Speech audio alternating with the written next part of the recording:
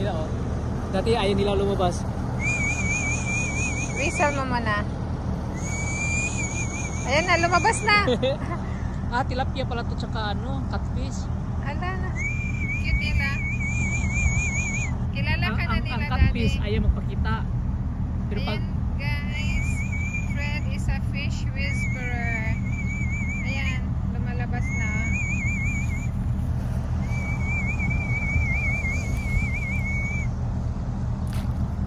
Hello. Fish whisperer ka talaga, Daddy. Ayan, ngayon pa lumabas sa mga ano, oh. Ayun, oh. Ayan ang laki. Mga ano yun. Ang catfish ayaw lumabas.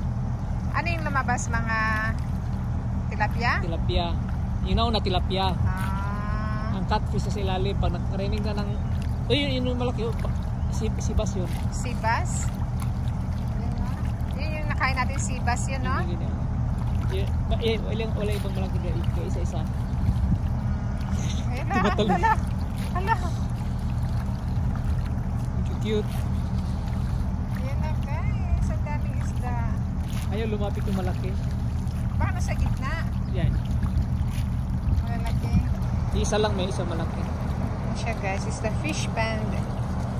Ang daming isda.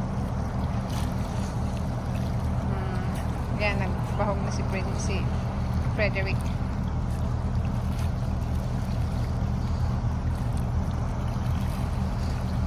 Everyday to pinapakain mo ba? Yung laki, oh. Ayun, ang laki, oh. Everyday? Ano? So, pinapakain to ni Fred everyday, guys. Itong mga isda na to. So, when are you going to harvest this?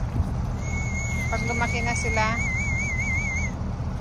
Ay, may malaki dun, Daddy, oh. Isa lang, ha? Isa lang.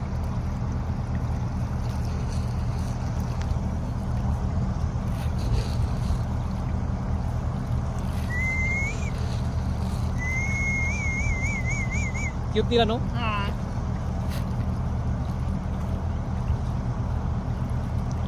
So, itong isda, guys, nakakain to siya. So, pwedeng mangisda si Fred dito para dinner. Para paulam daw niya. Pero makain nga to.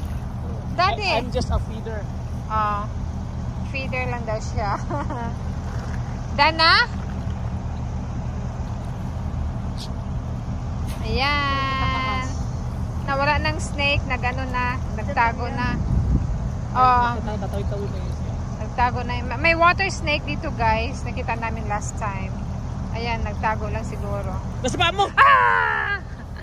Okay, thank you for watching, guys. Bye for now.